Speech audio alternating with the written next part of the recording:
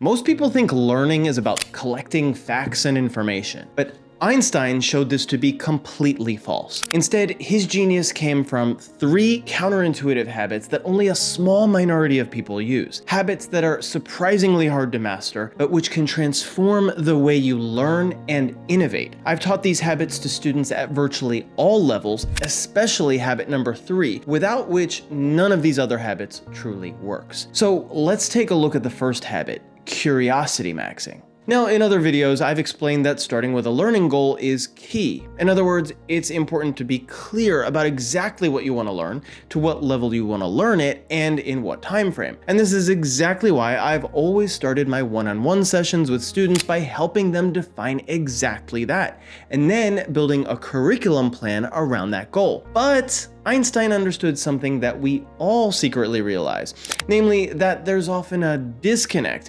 between the goal we set out to achieve with our learning and the motivation it takes to get there. Too many times you want to read, learn, or explore some new topic, but you simply can't resist scrolling on your phone.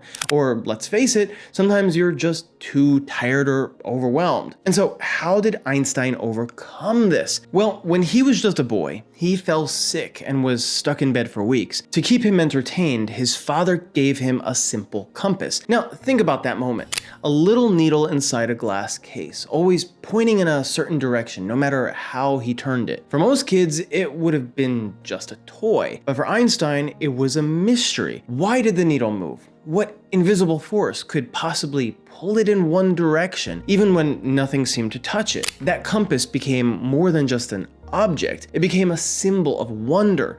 It lit up a spark that never went out because it showed him that the world was full of hidden forces, patterns, and laws just waiting to be discovered. And so this spark didn't come from setting a goal, such as I'm going to study physics for 2 hours per day and mathematics for 2 hours per day for the next 5 years.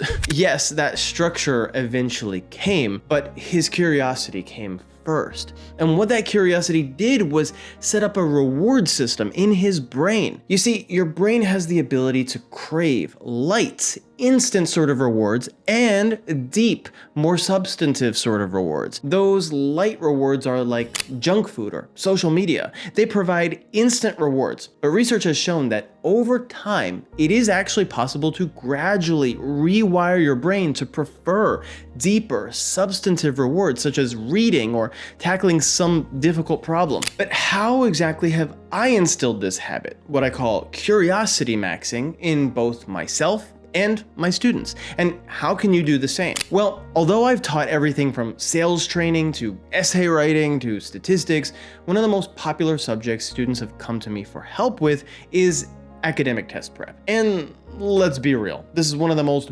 boring and dreadful things you'd ever want to learn. And I'm sure there's something you also have to learn, but don't really want to, whether that's for your job or whatever.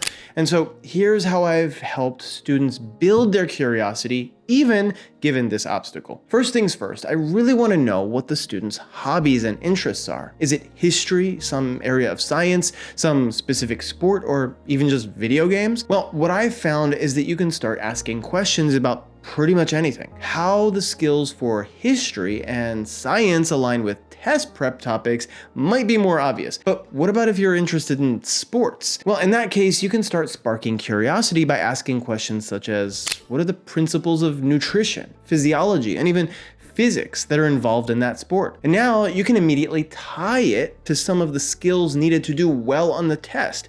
For instance, certain math skills. But how about something like video games? Well, are you curious about the coding that goes into making the game, or maybe how the graphics are designed? In that case, you'll need to learn certain critical thinking skills taught on the reading comprehension section in order to think divergently and convergently about code. On the other hand, if you already absolutely love what you're learning, then keep feeding it with curiosity and continued questioning, because you literally keep rewiring your brain's reward and motivation systems. But if you don't love what you're learning yet still need to learn it, then ask yourself, what are you curious about?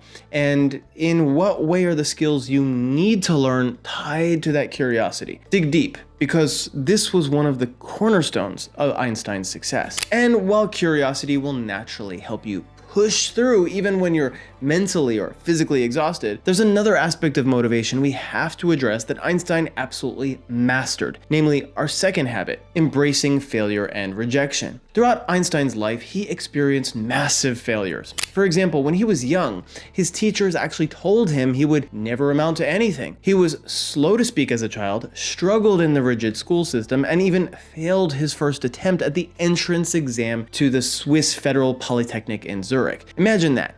The man who redefined physics couldn't get into college on his first try. And it wasn't just school or jobs. Einstein's scientific work was riddled with failures too. In 1905, the same year he published his famous papers on relativity and the photoelectric effect, he also wrote a paper trying to explain superconductivity. It turned out to be completely wrong, and the idea was eventually abandoned. A few years later, he spent nearly a decade wrestling with general relativity. At one point in 1913, he released what's now called the Antwerp theory, an incomplete version of relativity that had major mathematical flaws. He thought he was on the verge of a breakthrough, only to realize the theory simply didn't work. He had to tear it apart and rebuild everything from the ground up before finally publishing the full general theory in 1915. And even his successes came with rejection.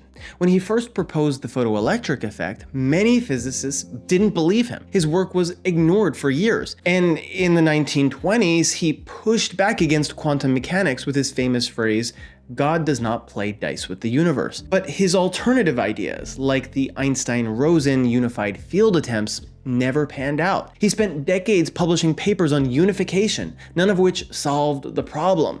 The lesson? Failure wasn't a side note in Einstein's career. It was the engine of his progress. Each failed paper, each rejected idea, each wrong turn forced him to refine his thinking until something revolutionary emerged, namely the theory of special relativity and the famous equation E equals mc squared. And so ask yourself, what ideas are you holding back from presenting, discussing, or even learning simply because you believe you'll fail or be rejected?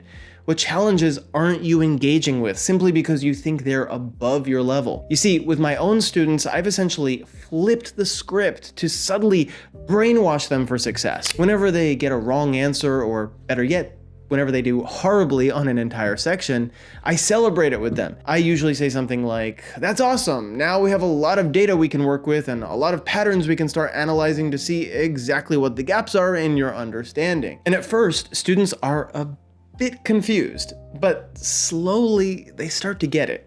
You see, Einstein actually understood that the school system brainwashes us to see failure as a negative thing, but he knew and deeply internalized it as a good thing. The way out of this? Keep reminding yourself of what really is the objective truth here. Failure is just a data point. Failure is valuable information we use to become smarter, wiser, and stronger. There's no avoiding it. And it's because Einstein understood this that he practiced the next habit here, the habit that makes the other two habits exponentially more powerful. Be a rebel. While it's true that Einstein ultimately excelled at math and physics in school, he developed over time a strongly anti-authoritarian mindset. This showed up everywhere in his intellectual life. He refused to simply accept what the leading scientists of his day told him was settled. For instance, in the early 1900s, the reigning view of the universe was based on Newton's absolute space and time. Most physicists treated those assumptions as untouchable, but Einstein rebelled against that consensus, boldly proposing in his special theory of relativity that space and time are relative, woven together in ways that defied centuries of authority. He did the same with light. For decades, scientists believed light behaved only as a wave. Einstein contradicted them with his photoelectric effect paper, suggesting that light could also act as discrete particles, or quanta. It was such a radical, contrarian claim that it took years before the scientific community accepted it. And that's the work that eventually won him the Nobel Prize. Later, when quantum mechanics exploded in the 1920s, most young physicists embraced its uncertainty and probability. But as we noted before, Einstein wouldn't follow the crowd, even when he stood alone. He refused to bow to authority if it clashed with his own reasoning. And it wasn't just in physics. Einstein openly criticized militarism, nationalism, and even the German academic establishment that dismissed him early in his career. His contrarian ideas often made him unpopular. but they also made him one of the greatest thinkers in history. But how can you adopt the same approach to learning in your own life? After all, Einstein wasn't simply a contrarian for the sake of being one. Instead, he was what I call an accountable contrarian. Someone who, differing in opinion, recognizes the need to provide overwhelming evidence in order to justify their difference in beliefs outside of the mainstream. And this habit, so lacking in so many areas of life, see for instance anti-vaxxers, flat earthers, and so on, this habit is something I teach to every single student of mine, without exception. And this is exactly how I instill it. If any student of mine gives a wrong answer, whether that's in writing, statistics, test prep, or whatever, I don't simply tell them the right answer. I ask them to justify their reasoning, step by step. I also tell them something like, I'm not right just because I'm the teacher. If you disagree with me, give me your exact reasoning as to why. And so how exactly can you practice this habit yourself? Well, as Einstein did, simply don't stop asking the question, why? When I attended Columbia University, I would often notice that people around me were so intelligent and hardworking,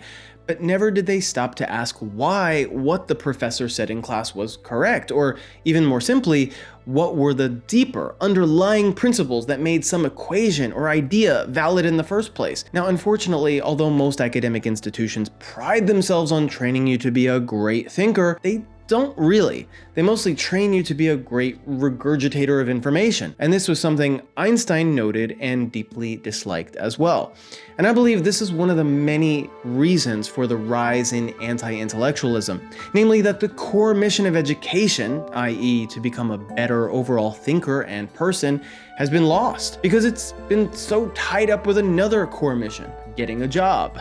And so that's why so many, including you, are pursuing self-education, or in other words, education for its own sake, which is truly a noble goal. And as we've seen, as long as you simply don't stop asking the skeptical question, why, you'll be led right back to where we started, with curiosity, and therefore into an endless loop of learning. If you want to keep leveling up your critical thinking to make a massive impact not only on your own life, but also on the lives of countless others, then be sure to watch this next video.